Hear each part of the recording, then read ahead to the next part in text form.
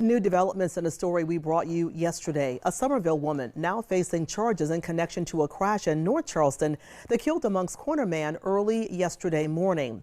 24-year-old Caitlin Nelson charged with driving under the influence and driving under suspension after she reportedly showed up to the scene of a crash that killed 31-year-old Marvin Presley Jr., showing signs of intoxication. Now, Live 5 News crews saw North Charleston Police and Charleston County deputies respond to a crash on Bridgeview Drive about 4 yesterday morning.